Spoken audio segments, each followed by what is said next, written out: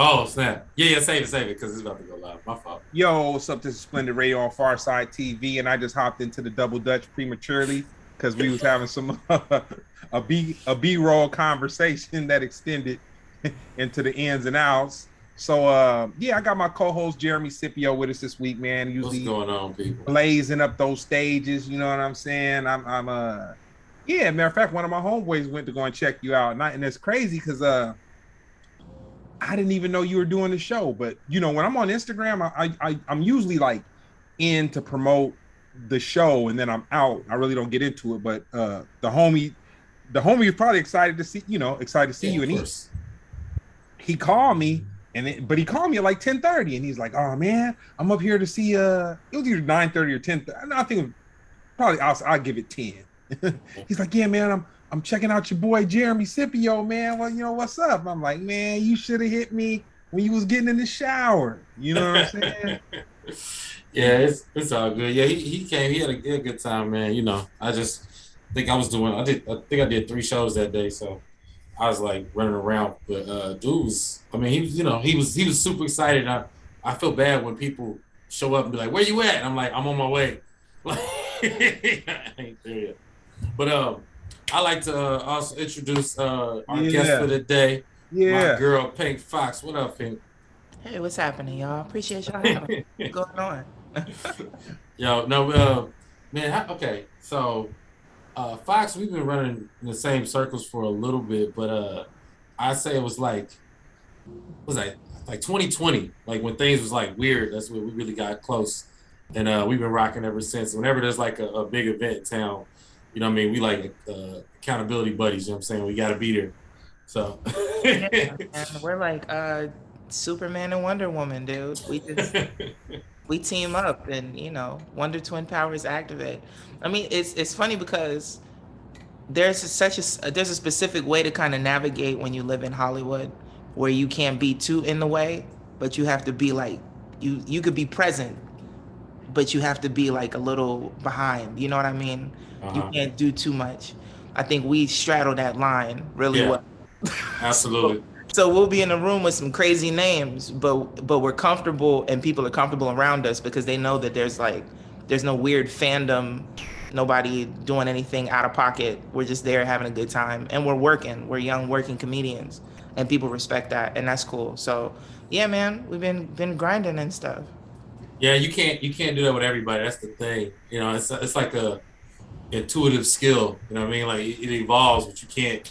Everybody ain't the right beat, ain't the right type of cool. But I remember we first like really vibe when we was in we both was in Vegas at the same time, and I had did my show, but my show was earlier, right? And you check the gram. I think everybody go through this. It's called FOMO. You check the gram the next day, and you just be seeing like how crazy everything was. I was like, damn, she had a crazy ass night. I said, oh snap, she's in Vegas, man. I should have hit her up. So then, I go, yo, where you at?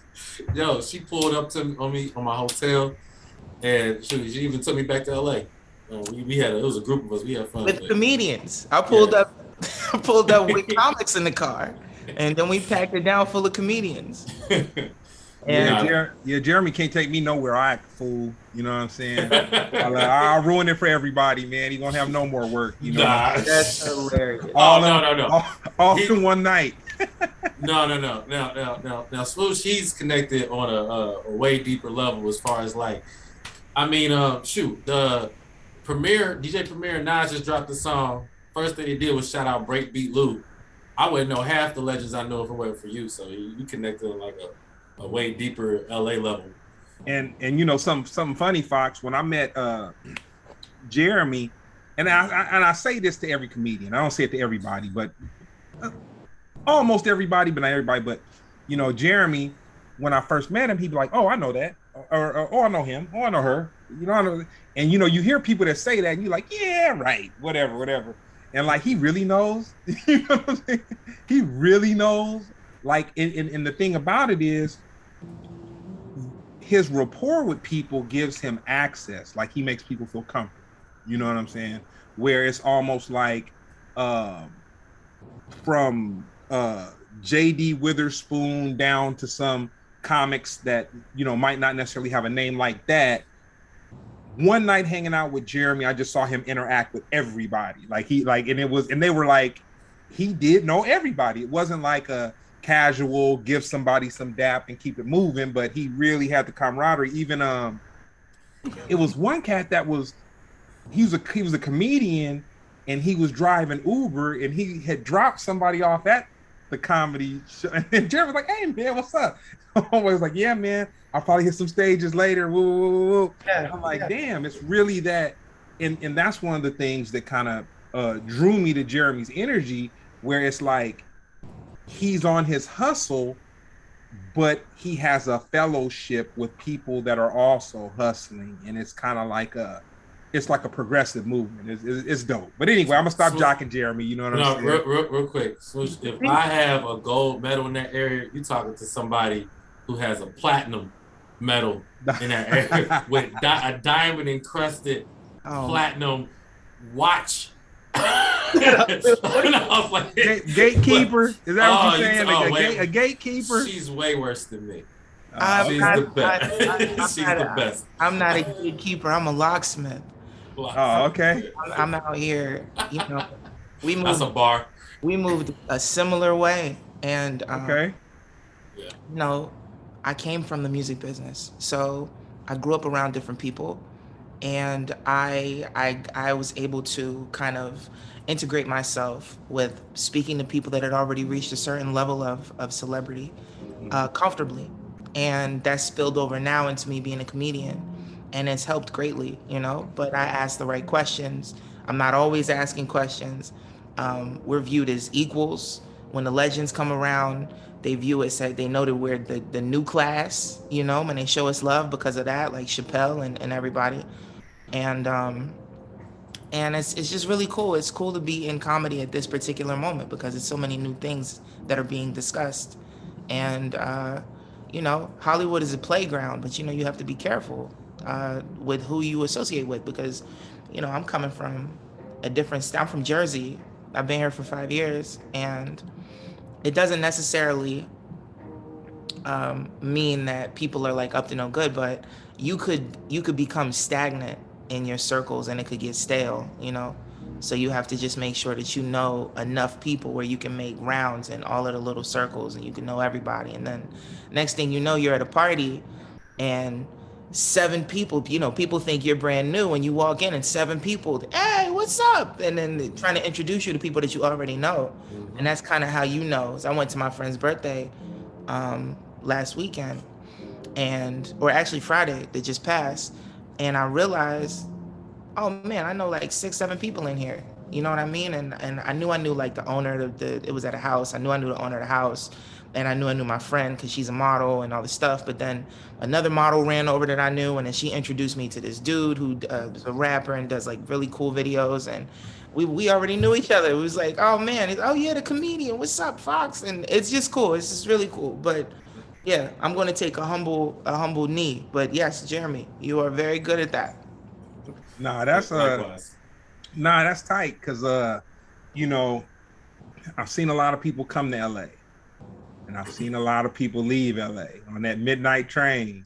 So whatever you guys are doing, you're doing it right, because usually when people leave on that midnight train, they attract that, it's like a crew of energy, and they kind of all either their trajectory is up or their trajectory slowly goes down. So yeah, I'm sure you guys are doing some of the right stuff. Where were you the first time you heard hip hop, and what was the song? I love this. I was living in Jersey, my mother and I was a kid. I might have been, the first time I heard hip hop's been ingrained in my life since probably conception, man, until all the way, you know? And I used to do hip hop and R&B and stuff. So for me, I've definitely heard songs before this, but if I could just speak to like my first mm-hmm. CD that I ever had, Queen Latifah 1993 Black Rain album. Dang. Don't hear that one off. That's UNITY. Yes. That's Who You Calling a Bitch. That's that's Just Another Day, like all of those. So That was a powerful album. Yeah. But her album before that was Ooh Wee, man. Ooh Really? Wee. All Hail the Queen. Oh, the Queen. Like, yeah, man. Queen Latifah. She's Is that the one with Ladies First on it? yeah. Okay. Yeah. And you know the thing about it is, you know, Queen Latifah, she slipped into Hollywood, and the way she did it, because she had so much exposure, people kind of forgot she was a rapper, and a dope rapper at that. You know what I'm saying? People kind of forgot. Now, I remember one night, speaking on Queen Latifah, I was in Hollywood, and I had went to this, man, it was West Hollywood too. It was this club. It was a cracking little area, but anyway, I was in the club, and she walked in smoking a square. You know what I'm saying? And they, you know, they were tripping on her because she was Queen Latifah. You know what I'm saying? But this was like, this had to be about 97, 98. You know what I'm saying? But she walked in, she's smoking a square, having a drink at the thing, and I went up to her and I was like, "Oh man, what's up?" I was like, "Man, I'm a fan," and whatever. And it was a trip because she was in an Adidas sweatsuit, hair really wasn't did, nothing. You could just tell that she was just in Hollywood for whatever. I don't know if she had actually moved out here at that time or whatever. But shoot, man, she strolled up, didn't have, it wasn't a fly sweatsuit, wasn't fly tennis shoes, wasn't nothing. You know what I'm saying? She was very confident in herself. And I just remember that experience, and it just kind of made me say, man, when you're at the top of your game, you don't have to impress anybody. Like, you can just like, and literally, she probably just wanted to come out and listen to some music, have a little drink real quick, because she wasn't with nobody. You know what I'm saying? Literally, she just was at the bar hanging, whatever, people giving her space. She came in and bounced. But but that was dope though. Queen Latifah, yeah. My spirit animal. Queen Latifah is like the person that I most look up to when I think about super influential women in Hollywood and in music. Queen Latifah is like at the top of my list. It's like my person. Like if I ever had my own movie or something like that, I really want Queen Latifah to play my mom one day. So like that's like, I love Latifah. That is doable. That's wild. Did you think hip hop would be as large as it is? Me? I mean, I was born in I don't want to age myself. I'm young, but I was do you do that in Hollywood? I'm vague. I was born in the 90s. So being born in the 90s, hip hop was already in a certain place. You know, I remember when it came across the news that Tupac got shot. I remember that. Yeah. I was really little, but I remember that. So it was like, it's really weird, you know, to think back. But then like, I fast forward to being a young teenager, and I was able to like meet the Wu-Tang Clan, who I always looked up to. And not only meet the Wu-Tang Clan, I was able to smoke with the Wu-Tang Clan in Philly at the Roots picnic, and just kind of kick it backstage with them and see how they operate. And I met Ghost and Ray and Meth, mostly talking to Meth because that's my favorite member. And then I met RZA in Pittsburgh, and just meeting different people that I always looked up to in hip hop. You know, it's probably the most telling. Like, wow, these guys are really at that level. These guys are really like multi-millionaire guys that started off rapping with this like story coming from Staten Island and people coming from Jersey and Redman and all of that. 'Cause, you know, I'm from the Northeast. So I don't know if you know this, Greg. I'm from Camden, New Jersey. You know Camden? Yep. Okay, cool. So seeing different rappers from like from the tri-state for me was always like, it's crazy. You know, and I always heard these kind of stories too. So hip hop was already huge when I was a kid. And are we talking like, well, I'm gonna let you guys finish with the questions because I don't want to like. We definitely gonna come back to some music. So, I've been to New Jersey 2 memorable times. One, a group I was working with did a show at this supposedly haunted hotel. Bruce Springsteen did a big show there, or what? I do not remember the name, but that was like that was like one big dada in Jersey. But it really wasn't ethnic in that area. That like it wasn't people of color around. That was something else. But then Just Blaze had hit me up, and he wanted the Pharcyde to perform for his wife's birthday party. And so I had that version of Jersey, which was like, man, I felt like Luke Cage, man. I was out there looking over the water from the other side. I was looking over the water, and it was really you were in the bricks, right? I don't know what it was, but it was very suburban. It was very suburban. I don't know what it was. Okay, cool. That's the thing too about New Jersey. We have like Princeton is in New Jersey.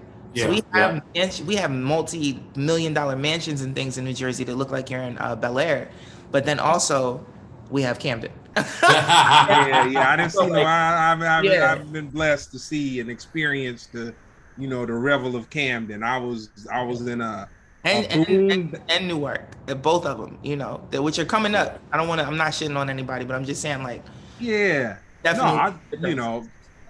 My one experience was, they said Bruce Springsteen had performed in some hotel that might have been haunted or something like that, and then the other experience was kind of like it wasn't like a Beverly Hills, but it was a very hip, like, town with large cars. And then there was the trip part was that the brownstones were like, they had like big ones, like big huge houses, and it like, I'd never seen an area before that had so much money in it, that had homes that were so close together, but they were really nice homes, and like houses and stuff. So like I mean like no yard. You could tell that they were $1 million homes. They didn't have a yard. Like it was literally. I'm reading this article. It says Camden is the Compton of New Jersey. Yeah. Is that accurate? That's wrong. It's not an article, but I was gonna say, that's where I'm from. But it's definitely a dangerous city compared to the population, though. They said population wise. Yeah. They were regarded as one of the most dangerous cities for a really long time. Mm-hmm. But fortunately, there are good people that live in Camden, and there's a rich lineage in Camden and the surrounding cities like Pennsauken and stuff like that. And people that just, it was really nice in the 70s. If you've seen that movie, American Hustle, mm-hmm. That's about Camden. And really? Just about like how politics, like some mayor or something came in and turned Camden upside down. But it was nice. Like when my mom was a kid, it was really nice. And then it just kind of went kind of downhill and got really dangerous and stuff. But it's just, man, it evolves. But, fortunately, cities do that. Cities evolve. When they have like a rich cultural heritage. Like my family founded Lawnside, New Jersey. I'm part of that family. So they came really early, and we have roots and books and stuff dating super way back. First Black doctors, first Black judges, first Black lawyers. And I discuss Lawnside alongside of Camden because like Lawnside, Pennsauken, Camden, like they're all like really close proximity, and it's just, I don't know, it's a beautiful cultural heritage with a lot of those places. And it's just unfortunate to see like where like violence and stuff like that is kind of taking them. But yeah, that's where I'm from. Yeah, this on this show is kind of dope because I like bring up everything we talk about. Actually, and then finding out, history of your area. Like I found out the history of my area where I'm from. Because, you like growing up, it was just, depleted. And then you kind of want to know how I got there. And it's kind of the same thing, like these well-to-do black people, just mismanaged stuff and brought the wrong people and sold a big portion of land to like a major industrial complex, and then that just destroyed it. But next question: what was the soundtrack to your junior high school experience? Junior high school. Middle school. What year was that? No, I know. What year was that? Only you know. Yeah, you gotta snitch. Yeah. I'm just trying to give enough clues. Yeah, for real, right? The soundtrack to my junior high school. Oh, hip hop, you said, or just music? Whatever. Yeah. Oh man, 112, Peaches and Cream. Hey. Yo, I was thinking about that song earlier today. Shit, I was doing the step. That's the S, the L, the R, the L. That's your heart. Man, I was in the club at that time, boy. I was doing the most. Yeah. Yeah, the most. But I lived on the West Coast when that happened. So okay. Yeah. So that's what I was going to say when we were discussing Camden.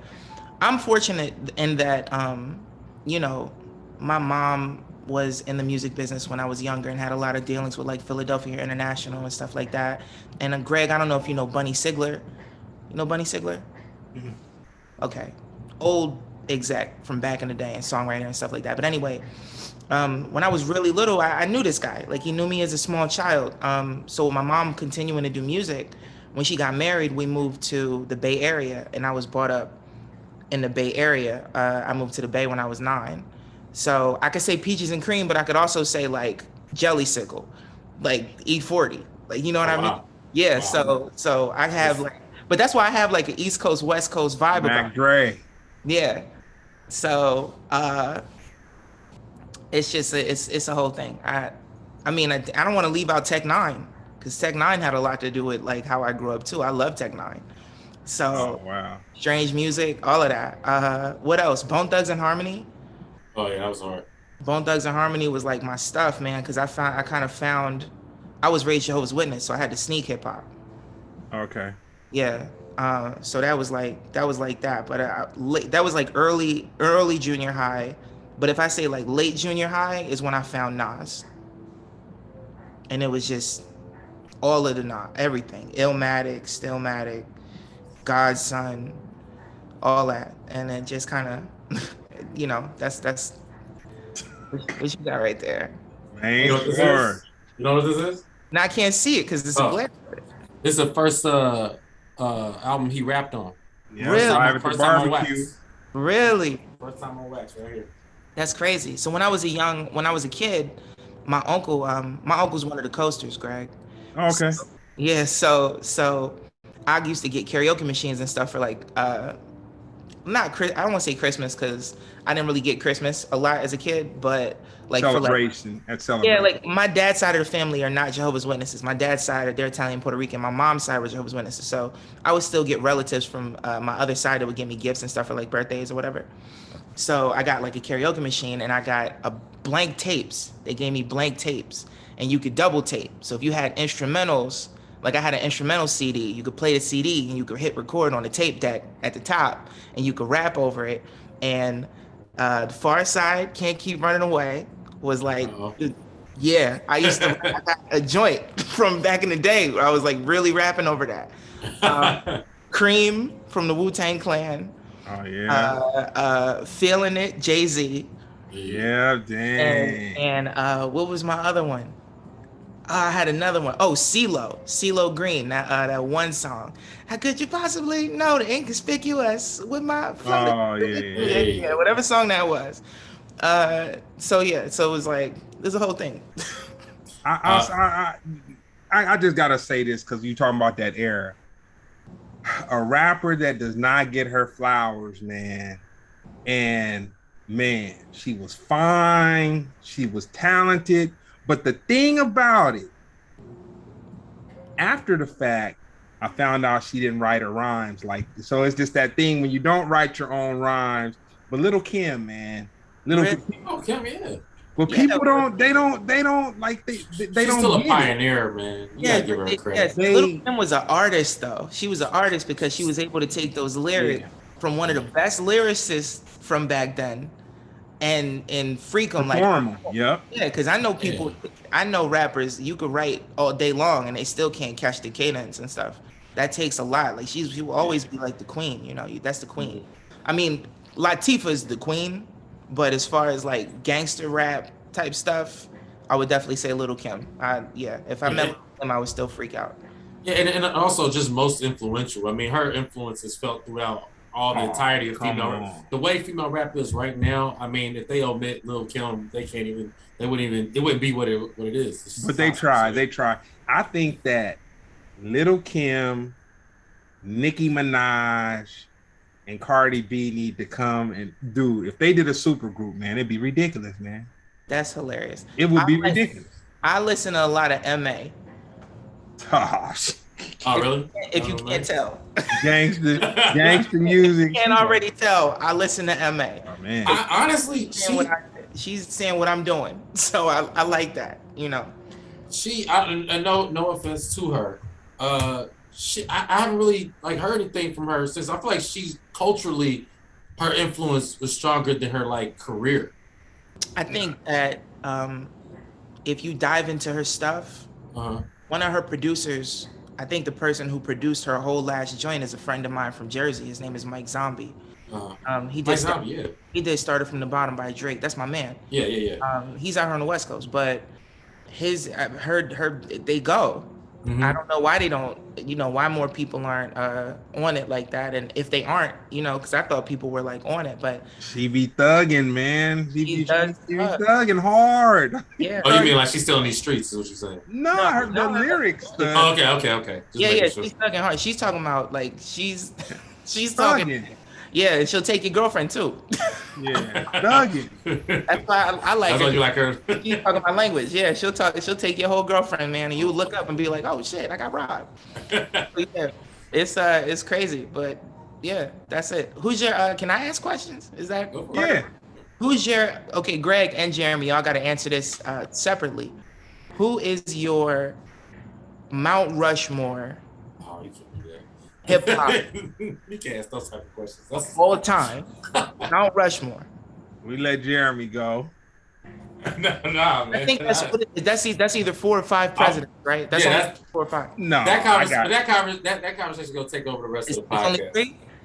No, I give it a hot 3, and we can keep it pushing. Okay, all right. Give me your top. I had forgot, and then I was reminded. The Jizza. We'll just say him third. Genius is tough. We'll say him third, and then first we'll throw Rakim in there. Gotta have Rakim. We'll have Rakim first, and then second.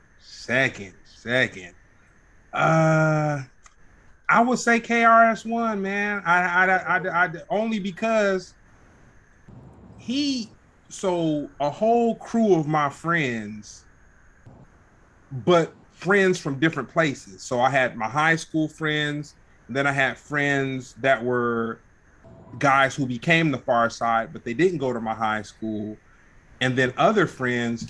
But when Edutainment came out, man, everybody stopped eating meat, man. They really stopped eating meat. Like I haven't seen that happen in the music there is today, where the impact of art, because I'll say the music was the art. The impact of the art hit up 3 different sets of homies that I had and myself, not 3 homies, but 3 different sets, 3 different crews. And we were just all on this progressive, positive thing. But I'm gonna let Jeremy go because we would talk about this all night. But I gotta give it up to somebody that I feel people don't give them their flowers either. Will Smith. If you argue it, find the video of Brand New Funk, and you be like, "Dang, he's busted."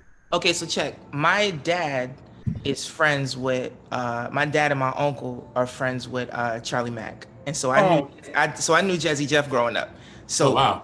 So sure, I'm sure I know Jeff's son. So all right, I'll give you that because it's ill, and he's from Philly and all of that. I don't like what he's done to comedy, but all right, cool. Man. When he was rapping, we can get into that in a second because this has been a ripple effect like crazy. Give me yours, Jeremy. Who your? I'll keep it simple because it'll turn into something. I just say if I got stuck on an island and I want to live, this pocket of time in history where I've developed. I just say real quick, Nas, Jay-Z, and I throw Talib in there. That's it. Okay. Yeah.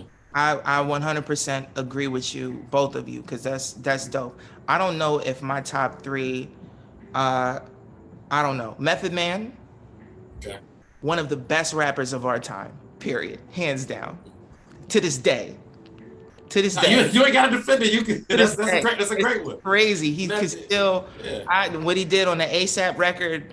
Man, Griselda, he up there with them. Come on. My God, you could pull him out of nowhere, and he's always going to come through with a liquid sword and put killer bees all through that shit. So that's my man. And he still sound like Day One too. That's the crazy thing. It's crazy. Man from the it's always the same vibe. Anyway, he's consistent. Meth for sure. My second, as far as rappers go, Jadakiss. Yeah. But underdog. Before people were like really hype on Jadakiss, back when people used to say Jada's songs were cool, but his freestyles were so much better. Oh yeah. That was because we all knew his freestyles by heart, so that was the smartest thing he could have did on verses. Because we know his freestyles. It took over. Yeah, like why wasn't cracking as much as some of the joints that he dropped on the radio, like just being there.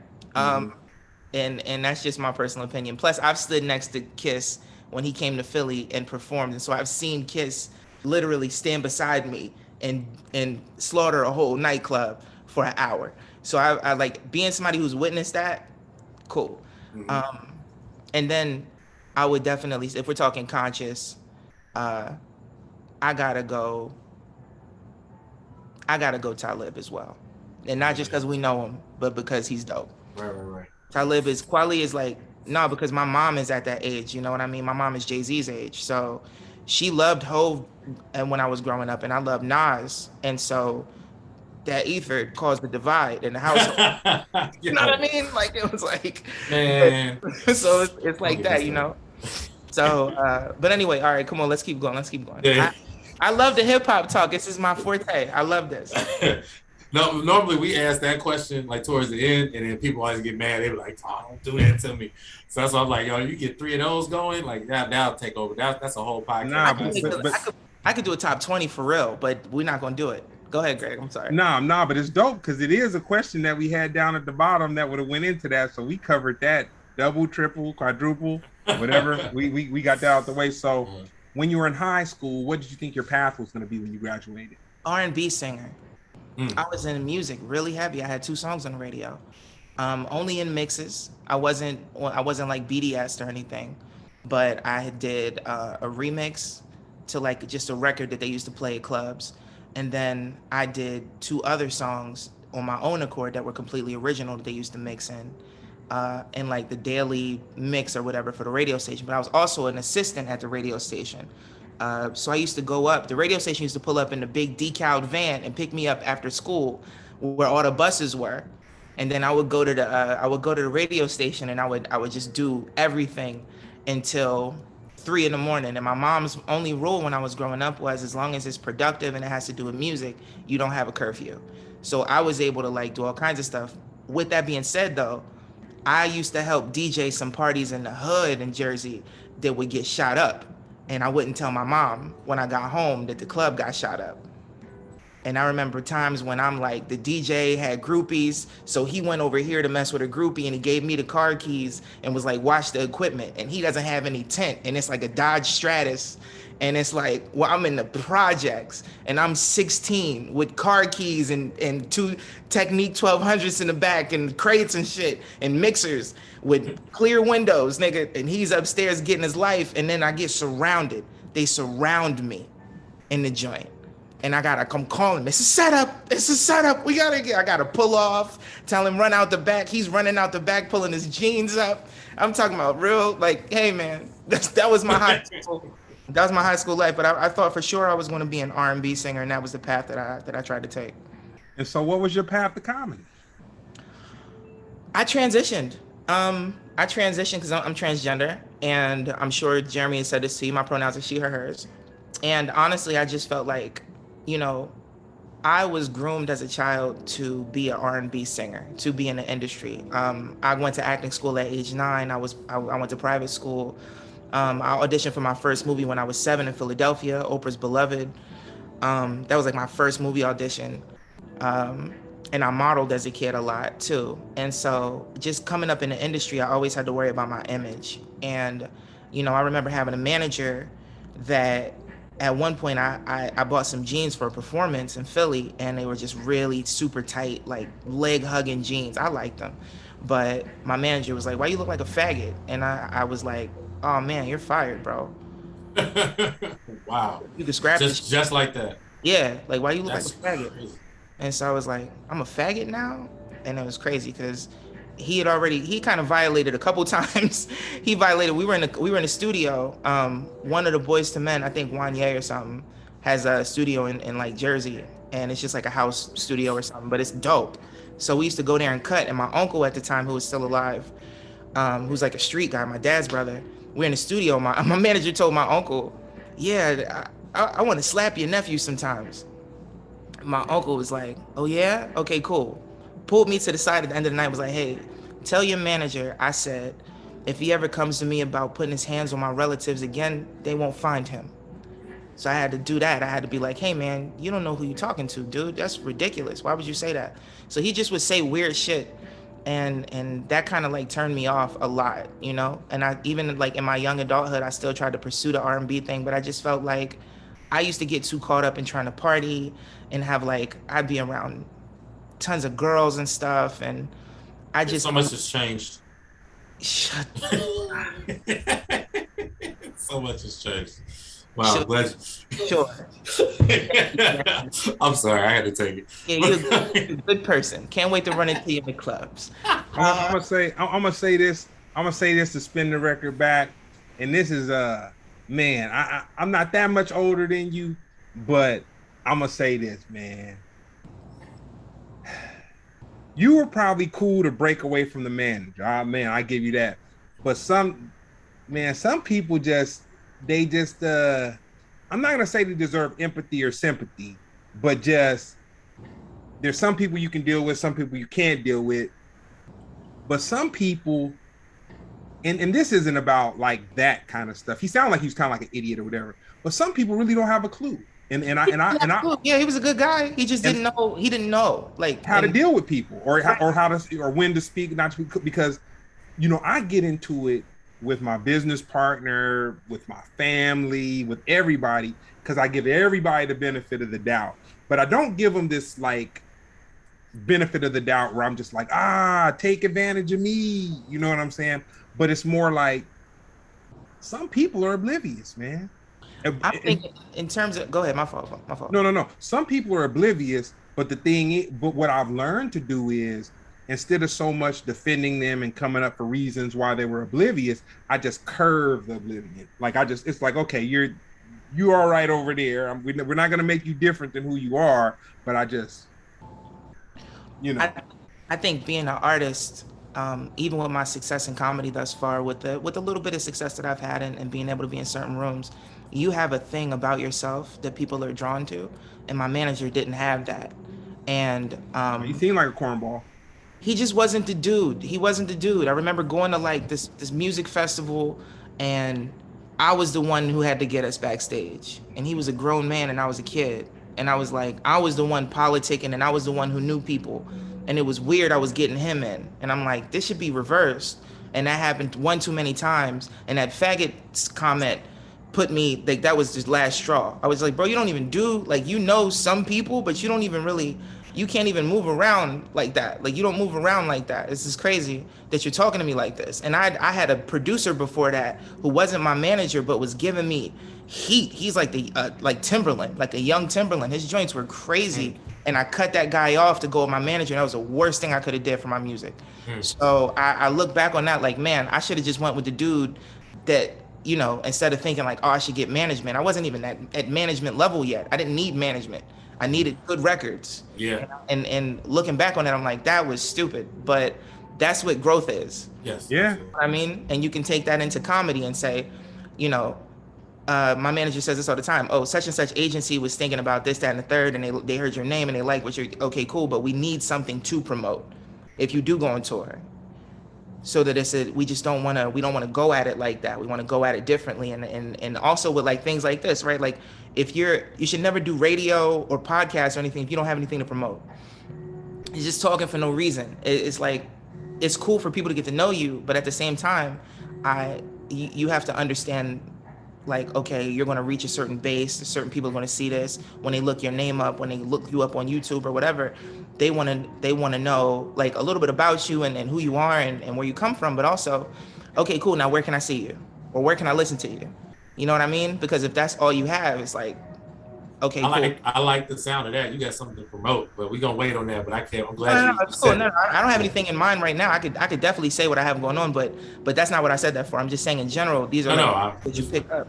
But you know, I say, so kind of my perspective on when I interview people, like, I try to ask the questions that people aren't gonna hear the artists get asked in the larger interview or whatever. Like honestly, a lot of what I do is like kind of the archive, because I feel that, you know, Jeremy, myself alike, we know a lot of talented people and they have a story, and it's like no one knows about the story, and it's almost like a sack of diamonds in the woods.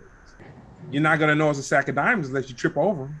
And then when you trip over them, it's gonna be like, oh, okay, I connect this dot. Okay, I connect this dot. Like, you know, the comments that I made earlier about, you know, Jeremy knowing everybody. It's like, okay, so not only does he know you, but you guys hooked up in Vegas. You end up giving him a ride back to LA, and then you guys, you know, are moving around in this circle. And then for Jeremy, he's complimented other guests that we've had on the show, but he never really elaborated on a person kind of being what I see him as, you know, like a mover and a mover and a shaker, you know what I'm saying? So that was a very big compliment that he gave you. So I say that to say, even if you didn't have anything to promote, like, I think it's a very good thing that we're capturing you and we're able to turn you in, not saying that you're not a person, but we broke it down from hip hop, and then we brought it up to where you were raised and how you grew up, and you spoke about your because when you, like, once you made it, and Jeremy, once you've made it or beyond what you are right now, people aren't going to be so interested in that part. You know what I'm saying? They're just going to want to know about the hottest thing in the world that's going on right now. But the thing is, people need to, I like to show people who the person is. You know what I'm saying? Like that. Let me retract and elaborate on what I mean by that. Okay. I'm not saying that this sort of thing, like, first of all, I'm happy to be here. This is great. I love talking. Jeremy can tell you that. We don't have phone calls less than an hour. So that's the truth. But when I'm talking about business-wise, these are the things that I picked up along the way as a kid. And I realized that, and they've spilled over into me being an adult. Jeremy's a friend of mine. We have a personal relationship. Absolutely. So this isn't, I don't even look at this as two friends talking and I'm meeting a new friend. Yeah. You know, and somebody whose music I grew up on. So that's also cool. I'm with it. Like, I love the Pharcyde. So it's like that whole thing is kind of separated, right? But these are just little gems that you pick up along the way. Like, I'm sure you have gems that you picked up along the way, Greg. And the same as Jeremy. Like, we just know certain things. We've definitely had nights out here where we're like, we should be at this particular event. If we go to this thing, they should let us in. And then we get there, and sometimes it don't work out like that. But you know what? So we pick and choose. Let's give me more credit. The one place that really happened at, we low-key run that joint. So that's nothing. You know what I mean? Like, low-key, that's over. You know what I mean? Those days are over. You know, like, we could roll up in it right now and give us 5. We had a situation where they wouldn't let us in, and they were really, really unkind about it. And then we 180'd it, and then that was our place. Yeah. It was like, wow, that was crazy. But, you know, certain things like that happen. But back to my manager, back to the original question, which you asked me. Transition. I wanted to transition. I wanted to not be put in this box anymore, because I've been put in this box since I was a kid. And you know, my dad being a street guy, and you know, my mom not really being super enlightened about LGBT people, it was really difficult for me to kind of branch off and do my own things. I transitioned in college socially, so I started to kind of like understand more about the culture of being LGBTQ and exactly what it meant, as far as like the history and Stonewall and all that. You get your knowledge from like an elder LGBTQ person. So I have an older cousin who's my mother's age, and he's a gay man, and he was back in New York. He was part of the ballroom scene, and he's like known, like he's the guy. And his best friend, she's a trans woman, that's my trans mom, and she's known, and she's a legend. And even her being friends with some of the women that I know now that are older and transgender in LA, and I'm like, oh yeah, this such and such is my trans mom, and people are like, that's my best friend. And I'm not the most feminine person in the world, but when I tell the most feminine person in the world that that's my stock, that's who I came from, they're like, wow, that's crazy. And it's just a different respect. So I can speak on this hip hop level, but I can also speak on this LGBTQ level. And it's kind of like, man, if I could equate it to sports, it's like being on the bench, knowing that if you got in the game, you could turn it around. And that's how I felt with transitioning. I said, I didn't really see any role models that look like me. And I was like, we can't hear you, Greg. Oh, yeah. My bad. Yeah, I got like 2 dogs of my own, but I got like about between 8 and 12 that are next to my house, literally 8 and 12. And so when they start going off, I just hit the little mute button, man, so I don't share the disrespect that goes on to me with y'all. You know what I'm saying? It's all good. It's all good. Dogs going off, but to educate people, definitely to educate me, because when I woke up this morning at 5 o'clock and started getting myself together to just have an incredible day, I didn't think that I'd be asking the question at 9 o'clock, what is a trans mom? Is that what you said? Yeah, trans mom. Okay, educate me. Okay, cool. So some trans women, okay, so when you're LGBTQ, a lot of the time there's so much rebellion from your family that you have to build your family within the community, right? Of older gay, lesbian, bisexual, transgender people. And most of the time when people are seasoned and they give back, right? So like my trans mom is probably maybe like 10 years younger than my mom, but still older than me. You get what I'm saying? So somebody who will tell you, okay, this is what hormones do, this is what this is what that is. If you know, stay away from this until you've done that, and you want to make sure that they're just kind of there to guide you, like your own person. BPS. Like only like what's BPS?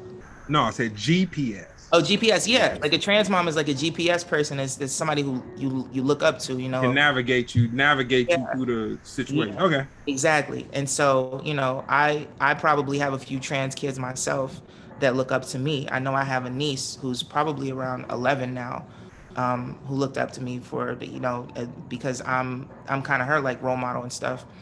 And you know, the best thing you could do for a group of people that have been, I don't really know the right word for it, but just like downtrodden, like the people that have been kind of like shunned from society. Marginalized. Yeah, marginalized. But that word is so overused, man. I was looking for a different word. I totally understand. There's so many hot button words that just turn people off now. So I'm just looking for other words that would keep, like people would continue to hear what I'm saying. But I get the definition though. So yeah, you don't have to reduce it down to a couple of letters or whatever. But yeah, I get you. You're giving me a whole nother. Nah, I'm being educated, man. I you know, shoot, man. I could go on for days about this. My fault. Go ahead though. Describe your comedic style. My comedic style. Mm-hmm. Oh man, I could tell you who I look up to. Because I don't know if I could be like, I'm like this and I'm like that. I'm not done yet. I'm still in the oven. I'm still baking. You know what I mean? Fortunately, a couple people have opened the oven to see what it tastes like so far, and they like where it's going. So let's hope that it's not in there too long and burns up. You know what I mean? Let's hope This that metaphor, that's funny. You know, people like, oh, Pink Fox. Oh, I like what this tastes like. This is good. It's good. I like where this is going. Let me get a little salt. Like so it's just a little different, man. That's funny. I have been told by a lot of people that I don't sound like anybody. That I don't have a style like anybody specifically, and that's kind of what draw people to me. But I look up to Red Fox, I look up to Bernie Mac, I look up to Eddie Murphy, Richard Pryor. I look up to shit, man. So many people. Nah, you gotta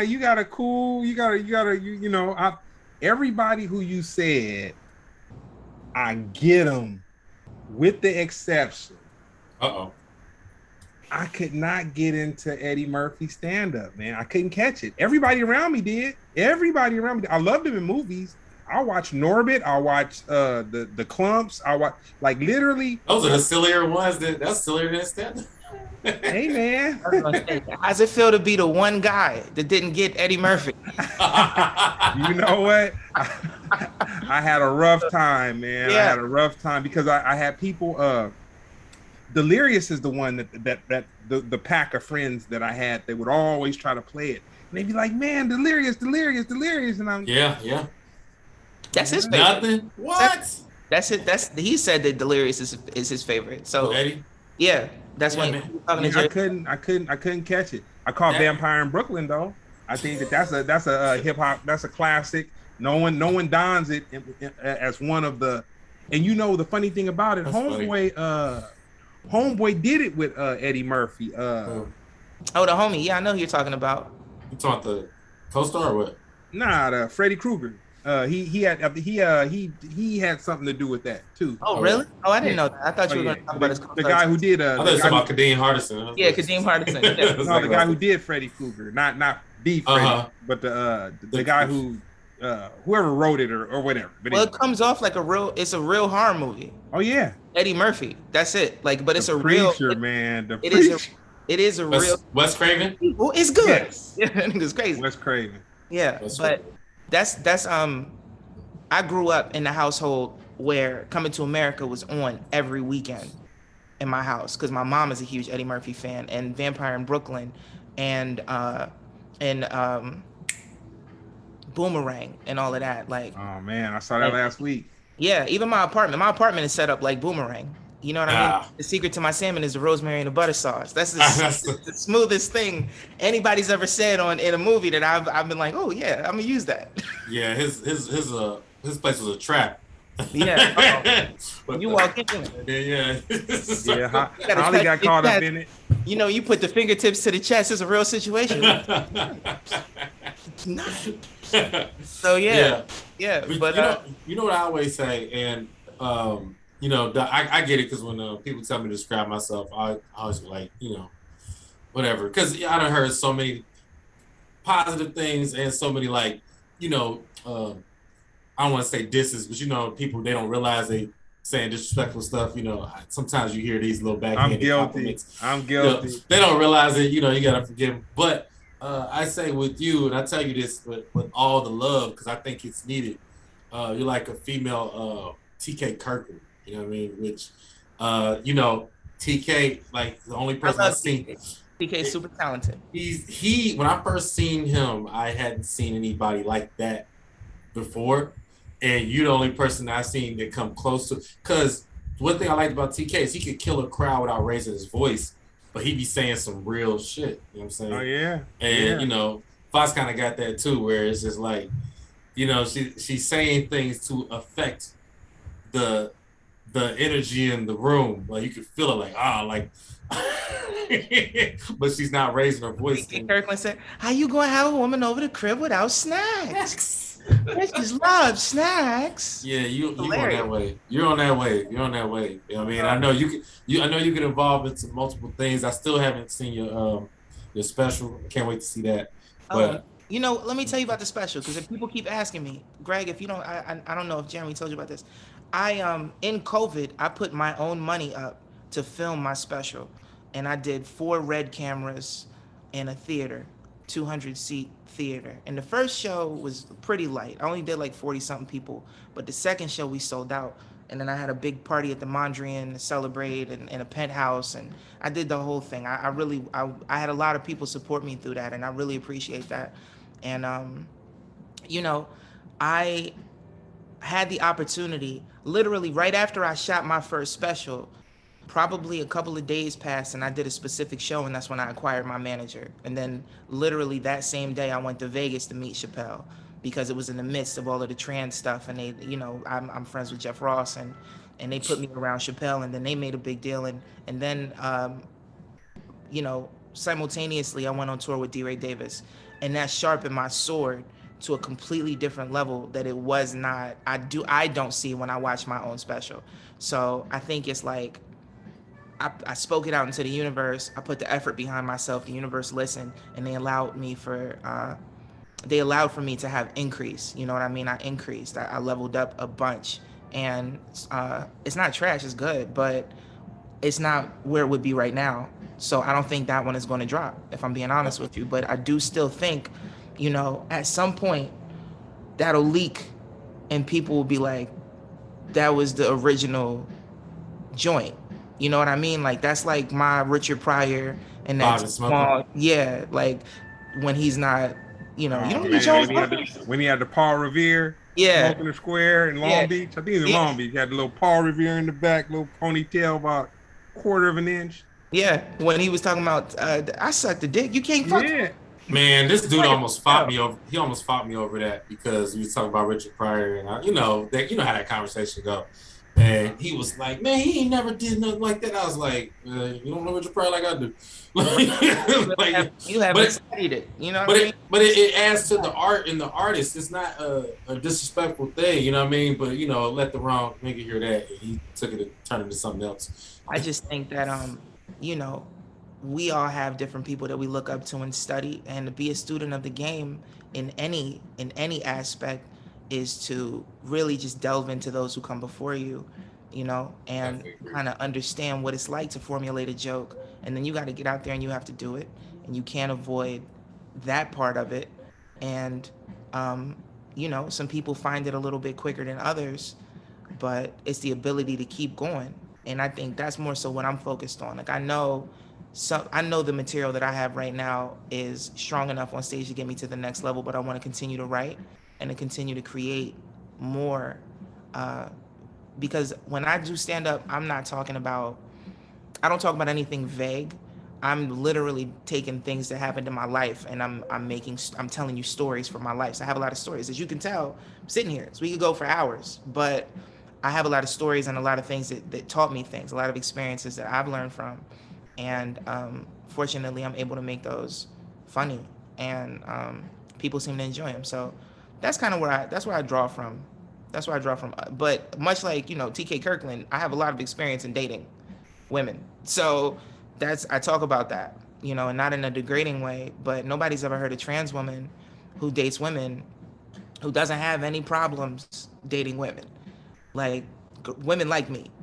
I'm not out here begging, hey, none of that, ooh, baby, please shit, none of that. You know what I mean? I'm still like, you know, but, you know. Hey, real quick, I noticed, you know, because we've been privy to be around Chappelle, so we see him in different. Jeremy. What? Oh man. What? That was some confident driving rhymes. Well, that's what I'm about to get to. That's exactly what I'm about to get to. We've been privy to be around Chappelle, so it's not as shocking to us. But you know, Chappelle just dropped this speech on Netflix where finally the world got to see a glimpse of, you know, how he talked, because he just said he's like, yeah, I'm one of the greatest comedic minds ever.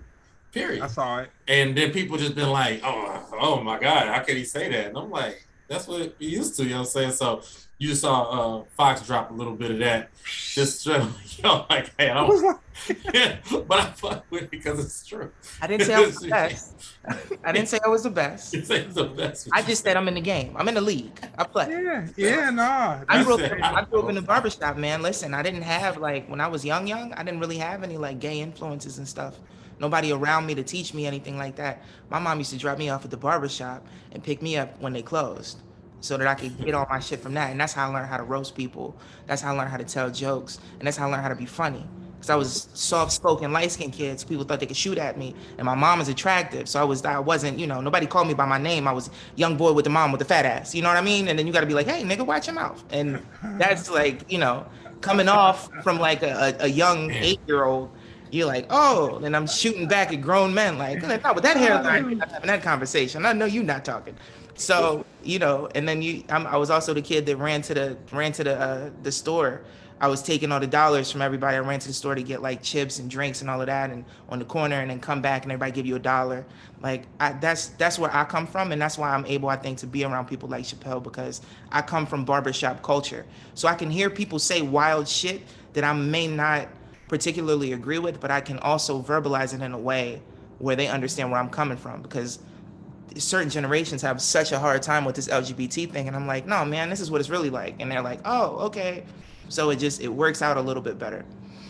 I'm glad we got to that, because that kind of spins the record back on the conversation or the statement that I made about empathy with you. So now you got empathy. You get it. You know what I'm saying? It's just, the manager was just a cornball, just idiot, and a couple other expletives, expletives or whatever. So that's what that was. So tell me this: when they do this Pink Foxx documentary, oh shit, who's gonna play the Foxx? Who would you like to play the Foxx? This out now? Nah. No, he meant like a biopic. Yeah, sure. When they do the Pink Foxx biopic, who gonna play you? Who do you want to play you? Like a Diesel Zendaya. You know what I mean? Somebody that, yeah. They'll sell it. They'll sell. Yeah, like a Diesel Zendaya, where she has to grow up a certain way and then evolves into her womanhood later, and it's still kind of like a little tough. Have you thought about that before? No, man. That's a good answer. Thank you, brother. I'm a fan. I like to, but I can low key see that. You know what I mean? Or even if she played like your sister or something. That's actually. Yeah, I'm an child, but also I would love like on TV. Yeah, man. Yeah. It would definitely be a story that people would watch my. I'm so weird about like the whole biopic thing. Cause when you growing up and you want to be somebody, you like this is gonna be my E True Hollywood story. You always think like that, but I think back on times in my life where I wouldn't want to come across like the Michael Jackson movie, where people would know too much of why I'm crazy. You know what I mean? Like where my weird shit comes from. It's too telling if I'm still around like that. You have to, with biopics, I feel they need to be entertaining until you've reached a level that's where people might be kind of interested in knowing something where you don't have to embellish it and whatnot. Because a perfect example, last week we interviewed the ODB's brother, and I was turned on to him by a fellow musician because he plays the drums, and a musician that I look up to had posted something, but he didn't even say he was ODB's brother. He's just like, oh, this is a dope drummer, just da da da da da. And so then I start following him on Instagram, and then I want to say it was his brother's birthday or something like that, and he didn't do a big to-do about it, but he was like, oh, I miss my bro. Whoop. So Jeremy had asked him, how did he feel about the Wu-Tang, I guess the Hulu thing maybe that they did or something? The Wu-Tang saga. Yeah, that was the saga. And his brother was like, I can't watch it. You know what I'm saying? And it's interesting because Jeremy had watched it and he knew questions to ask. And I was thinking about it and I was like, oh, a lot of it was probably true, but they probably did embellish it for Hulu. You know what I'm saying? Some of the stuff you got to add, you got to sprinkle it. But I say that to say, when you're too brutally honest about the truth and you're not at this level where people aren't really going to judge you, you know what I'm saying? Then it's kind of like, same way you felt about the Michael Jackson, like, oh man, that's too much. You know what I'm saying? Yes, I loved Mike, man. I cried for 3 days when Michael Jackson died. I barricaded myself in my room and I cried hard. and like real hard tears coming from a young R&B kid. They loved Michael Jackson, bro. Like loved Michael Jackson, bro. Could imitate him. I used to fuck the studio up when I went in the studio and they'd be like, all right, sing these. I did a lot of reference vocals, Greg. So I would just play and I'm in the studio and I'm, you know, I would sing it like Mike and they were just like, oh, that's hilarious. Like, cause I could say shit in Mike's voice and it's funny. And I have some of that in my stand-up now where I say, you know, when you could do impressions as a kid, it's cool until it's not, right? Like I used to bust in on my mom while she was cooking dinner and shit. And if the food wasn't ready yet, and I bust in and be like, what does it smell like? You're cooking mac and cheese, but it ain't no plate for me. And she just shut the door in my face. Get the fuck out of here. So it's like, you know, it's just little shit like that, man. But that's pretty good. Thank you. I'm not the best. I'm just one of many comedians that imitate Michael Jackson. It's not even nuanced. It's a thing that you could just, you know, like 40 comedians can do that shit. Yeah, but you're still hitting the song, you know what I'm saying? Yeah, yeah. Well, I try to sing in my shit too, because people, you know, you can't really pull out the whole R&B thing if you can't really do it if you sing, you know. Yeah. But yeah, so when I watched this movie, there are parts of the movie that are super cool, like the first time he did the moonwalk on Motown 25, and when you see him evolve from being little Michael to being like Mike with the glove, and then you see him as like, you know what I mean? And he's in the big house with the lion and shit. You're like, ooh, this is dope. This is the same reason why I love listening to Chris Tucker stand-ups. I'm like, I love these Michael Jackson stories. Yeah.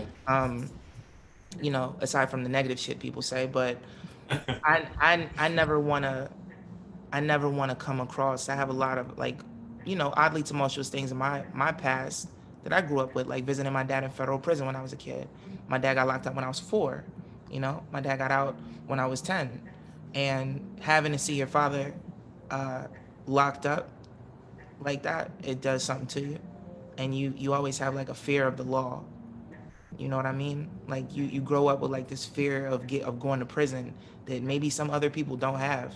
But you just have this irrational fear of just going to jail for no reason or something. Like it's fucked up. And then also having black in you, you know, because I'm mixed, it's like fucking really hard to navigate those feelings and then, you know, be able to have an appreciation for people or, you know, friends who are in law enforcement. Now I do have friends that are police officers and I do have friends that are lawyers and people that are in the judicial system.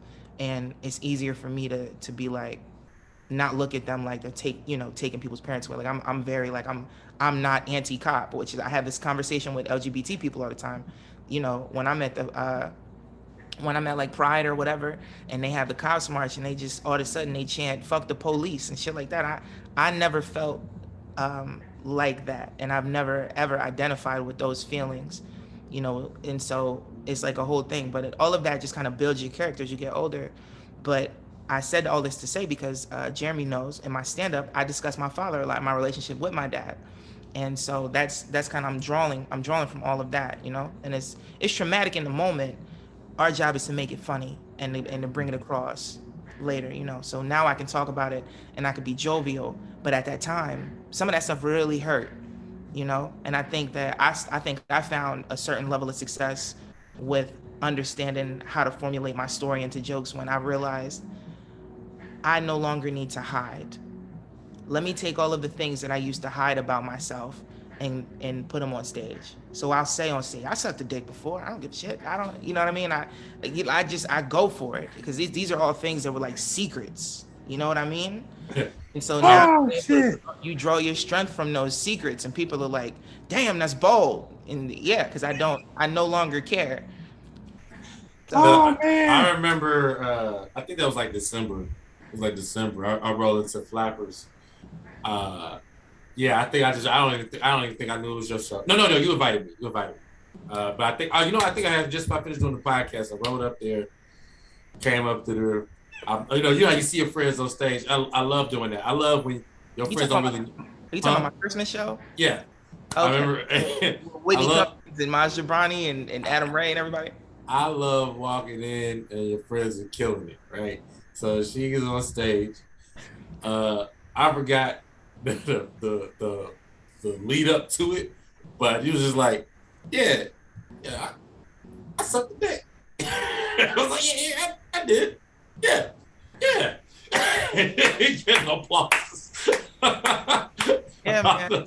I'm like, yeah, I sucked a dick before. All right, no. I sucked 2 dicks in my life. I sucked 2 dicks. All right, no, I sucked 3 dicks. And then people just, it goes up and up and up. You know what I mean? People are like, oh shit. I'm like, but it's not for me. It's a small dick. And then you go into it and you know, hey, the applause, the rave of applause. The honesty, man. You gotta applaud honesty, man. It ain't no. That's what, you know.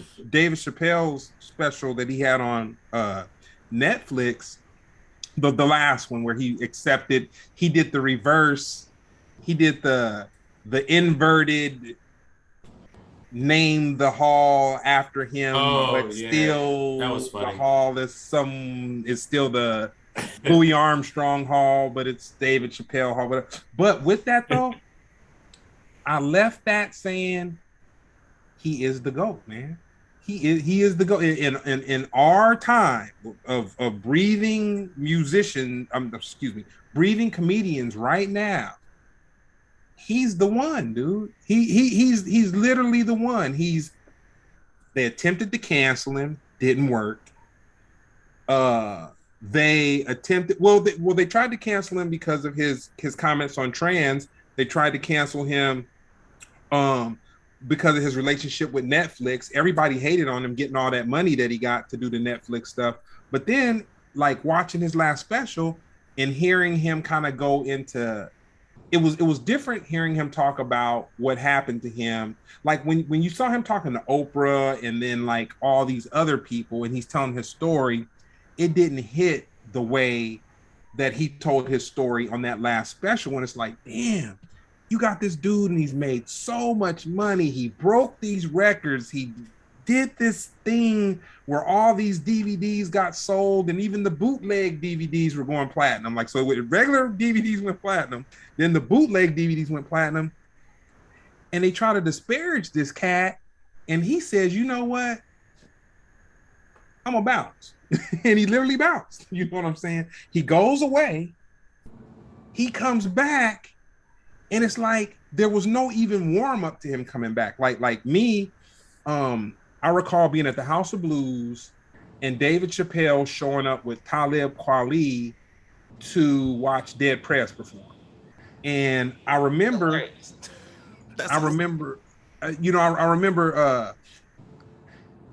Dave, he wasn't messing with nobody. Like, he was smoking a cigarette and he was just standing out there, and people were just kind of like, damn, that's Dave Chappelle. Like, he wasn't back into the scene, but the people revered him. Like, they were it's crazy because he had done something so incredible with the Chappelle Show. But me looking back on it, all the people there watching him when he walked I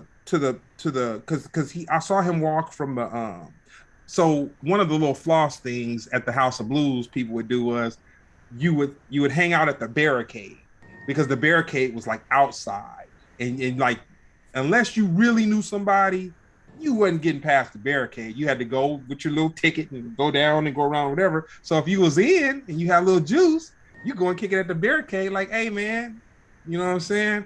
I'm not talking about Dave, I'm talking about me. You know what I'm saying? I was at the barricade, like, you know what I'm saying? I got a little juice. So looking back on it, we all saw Dave as a king back then.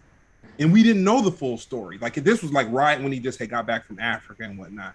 So I say that to say, me watching his last special, I haven't seen anybody do it with so much against him. That's what I'll say. I haven't seen anybody rise with so much against him. And it was dope. So anyway, man, I rave. So now you and the family, Foxx, you understand that I rave and Jeremy puts up with it. He'll give me that look. Yeah, I'm just sitting here listening to you. I was going to tell you my Chappelle story, but yeah, I understand where you're coming from. So I was a young comedian in 2017, and I was out here in LA, and man, I was living in Inglewood. I didn't have my own anything yet, and I'm sleeping on somebody's couch, like, type situation. And I used to just go to the Comedy Store, and this is back when we would hang out until the last comic would go on.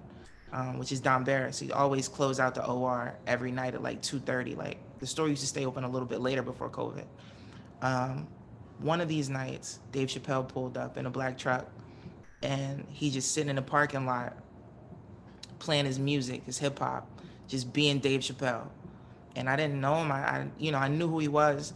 I've been a fan because I always looked up to Dave Chappelle, but like I said earlier, I never hesitated about meeting someone, because when I transitioned, I started over. This is a spiritual journey. I sold everything. I shunned everything that I had in a past life, and I started from scratch. I didn't just keep it all and then do all the name changes. Like I really had a whole spiritual thing. So, but one of the things that I did keep was my ability to talk to people in higher positions. I say that to say, I walked over to Dave Chappelle and I go, "Hey, Dave, I just want to let you know, to a young comedian, this moment right now is equivalent to Richard Pryor pulling up at the store in the 70s, man. It means a lot."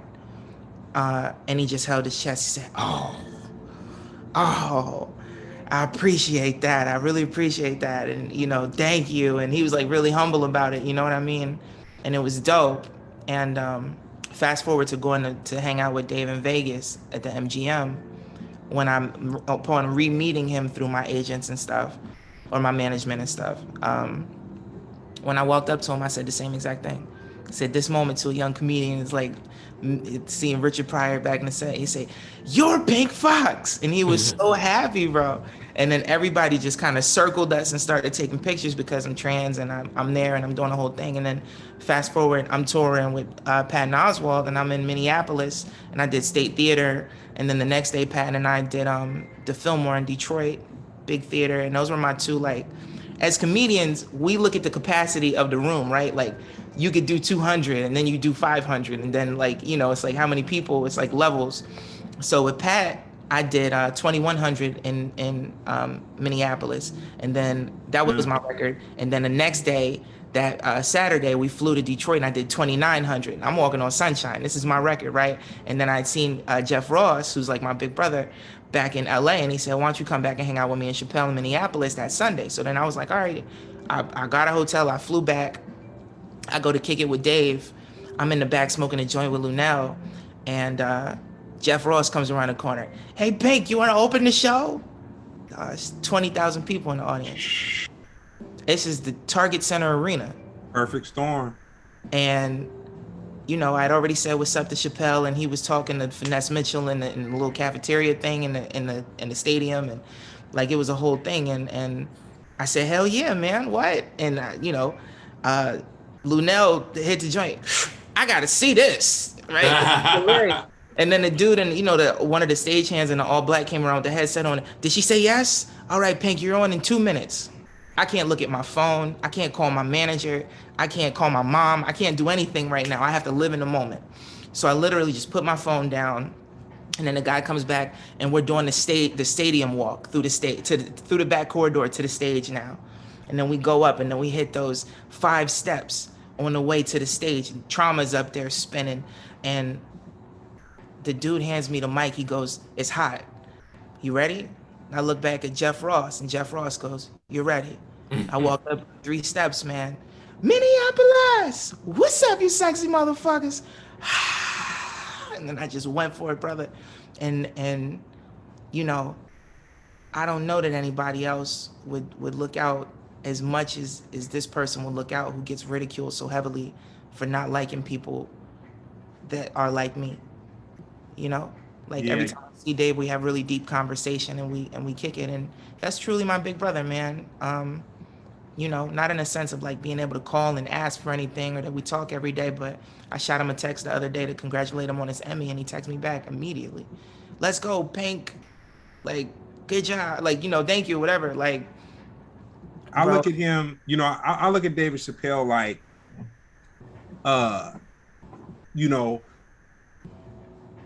I'll give an analogy. So you got black people, you got doctors, you got lawyers, you got dope dealers, you got great people, you have horrible people. The same with white people, the same with Asian people, the same with trans people, the same with whatever, whoever. I felt that Dave, he did not attack the person or people necessarily because of who they were.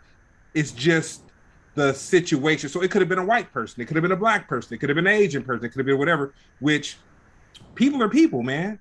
You know what I'm saying? People are people. You got good ones, and then you got ones that you like, yeah, if they hug me, I gotta make sure I still got my wallet in my back pocket. You know what I'm saying? Whether it's your brother, whether it's your, your sister, whether it's your whatever. But with that being said, I'm about to wrap it up, man. You did a great job. Like, man, I try to get questions to carry us through in case people, some people don't like to talk, some people get weirded out, or they just get whatever. But man, we got another 2 hours left in this, but we gonna wind it down, and I'm gonna hit you with this question based on perspective. Where do you see the social progression going in the next 2 years after we've gone through this whole COVID thing? I know you went through the withdrawals that Jeremy went through, when you were trying to figure out what to do during COVID and how to stay sharp on your game. And then I remember Jeremy, he was doing shows, and I remember one time he was like, it was when it was still kind of not cool to do shows. He's like, yeah, man, I did a show. I went out there and I did a show. He went somewhere, and because it was like the comedians, they had to get it off. Like, and it was different for comedians than musicians, because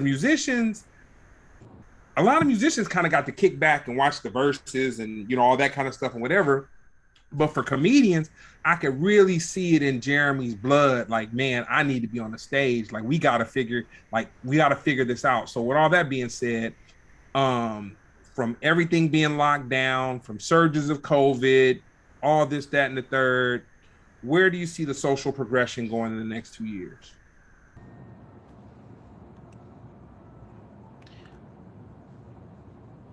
I'm going to touch on what you said about the Chappelle thing and answer this in that. Okay. Because I also want to say this. I'm a comedian first. I happen to be trans, and it's not so much that I stand behind the content of what someone says. It's more so that I stand behind someone's right to say what it is that they want to say on stage, because I don't want someone to be. I don't want anybody behind a wall where they can't get it off. My issue is that behind closed doors, all comedians, we love each other. And people don't see that.